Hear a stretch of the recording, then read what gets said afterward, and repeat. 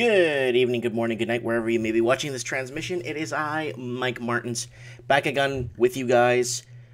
I know I've been focusing a bit on Vancouver lately. It's because rising property taxes are on the rise, and it's crippling a lot of small businesses. So I dug up an article from last year, from 2018, and it's kind of important because now when housing prices go down, property taxes go up. The city needs to finance its expenditures, right? It's bus system, and it's hospitals, and I don't even know what's left. Sidewalk cleaning, whatever, snow removal from government sidewalks and stuff like that. So rising property tax leads to the closure of Dulux Paints on West Broadway. So this is from October 2018. It's from about 5 months ago. 4 months ago. The reason why I want to bring this up, it closed, but there's a reason why. And I kind of want to hold it off to see if I could hold it off to the punchline here. Okay, here it goes. Dulux Paints on West Broadway is closing its doors at the end of October because of increasing Vancouver property taxes.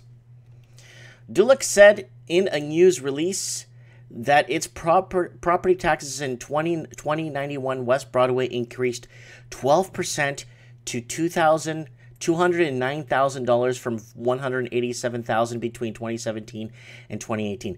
So in some American cities, you would look at a small building. I'll show you what the building looks like, the size. It's not an enormous building. It is not. It is, see if we get another angle of the building. It's just, I think it's like 5,000 square feet. It's very narrow. Look here and here. It's not a big building. So it's not a high rise or anything. It's just a one-story building. So they were paying $209,000 for property tax. Not sales tax, not stuff they sold, no. $209,000 from $187,000 between 2017 and 2019. The store was facing another 8% or $16,000 increase for 2019. The total bill was $225,000. So they were forecasting already for 2019, which we're in this now. So they were forecasting it to go up to $225,000. This makes it impossible for our business to continue to afford the space and operate profitably, said Dave Rimmer, Dulux Paints Regional Director. Paint stores have been located at the site in the early 1970s. The store is located on West Broadway and Arbutus, which be the last station of the Broadway subway extension. Construction of the extension of the plan started in 2020, finished by 2025. The store has announced it's clearing merchandise at low prices, including half price on all paints and products.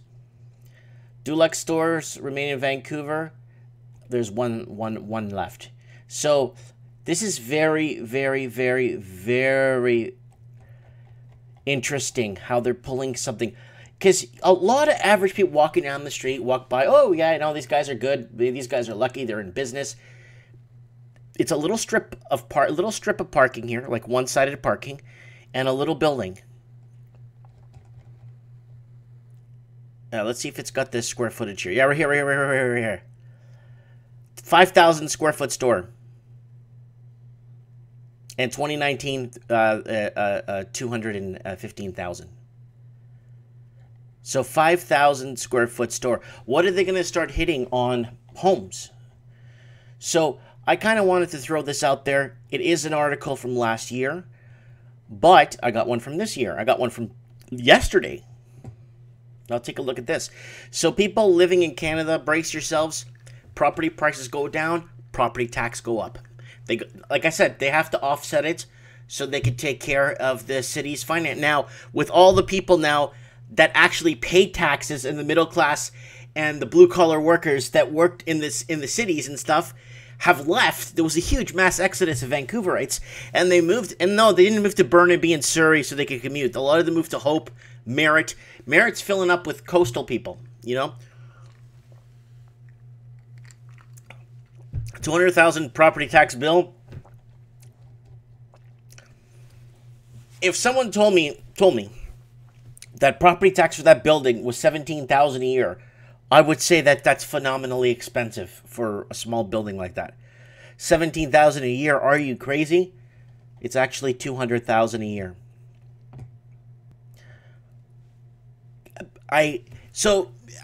It's almost like a wake-up call. Oh, you know, you own your own building. You don't have to pay rent. You got to pay the government $200,000 a year to run that little building. It's 5,000 square feet. That's the land size. That's including the parking lot. I drove by this place many times. It's, yeah.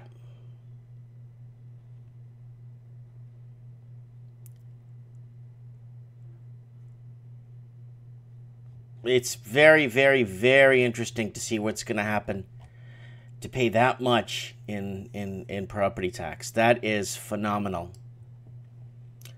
You know, you think you get ahead, you know, but there's always something holding you back. Okay, let's go here. Eretz, property tax problem, emptying out storefronts across Metro Vancouver. So this article is from 2 days ago, sorry. Across the lower mainland, business owners are feeling the pinch of increasing property taxes. The average assessment for a commercial property in Greater Vancouver increased 20% to 30% this year. Continuation of the massive multi-year run on commercial property values. It's dropping, so they gotta raise property taxes. Based on CVABI data, the average Vancouver business owner is on the hook for estimated property tax bill of $47,000 in 2019 compared to 2015. That's almost an additional $10,000. That's the part I wanted to get to the article with you guys.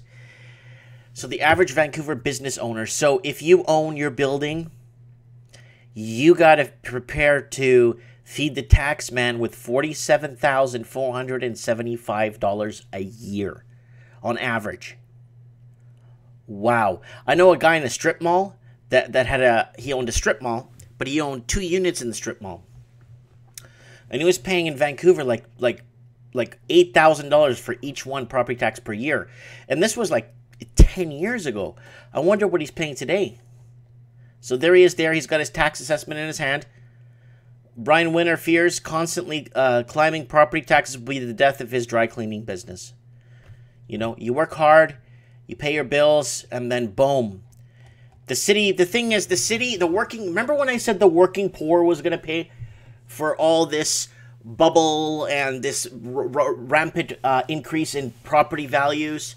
It's the working poor that's paying the bill now. I've been saying this since day one.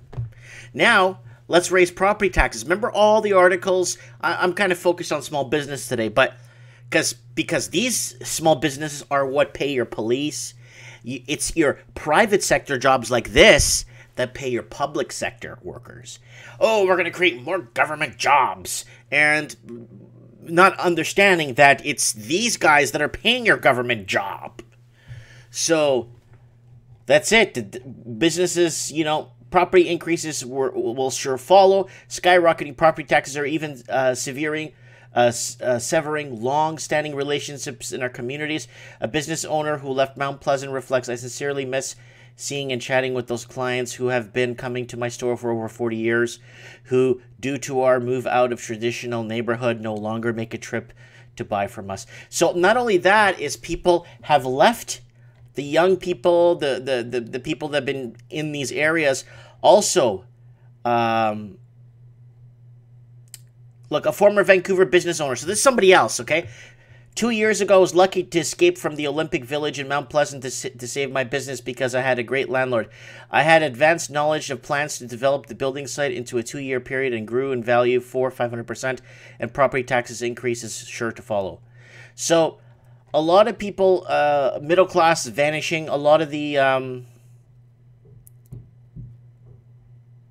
Wow. One florist who runs a small shop in Vancouver told us that she had to sell a lot of $3 flowers to make up every $1,000 in additional property taxes.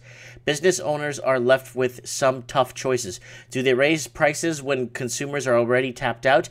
Do they cut staff hours and risk losing good employees, or even more hours themselves? Some are being forced to relocate or shut down altogether. So this is a big deal. Big deal here, guys. And too many small businesses. We need these businesses because without these businesses, there's no way of survival for the public. I don't even know, unless they just print money now. If they just print money to pay their bills, I think that's what it is, you know? Now, I brought this up because you got to be really careful now when you're looking at real estate. Because every real estate here has property taxes from 2018. So that's $8,000 a year in property tax. But that's from 2018. It's got spray paint all over the house. It's all boarded up. I don't think it's even livable, but I think it's a teardown. That's $1.25 million. Guys, please, I'm gonna if you take anything from this video today, if you learn anything, look at this. Look at this little house. Look at that. What is it, 10 bedrooms? Yeah, 6 bedrooms. So you got to go around to every room with a single bed, like a single, and you see if it could fit a mattress. And that's how many bedrooms you have in every room in the house. Property taxes, $6,600. So you got to be careful. These are 2018 property taxes, guys. Be very, very careful. Okay, guys? I don't want you guys, people looking at the price drops. Look at that thing. $1.4 million. $1.2 million. U.S. Minister.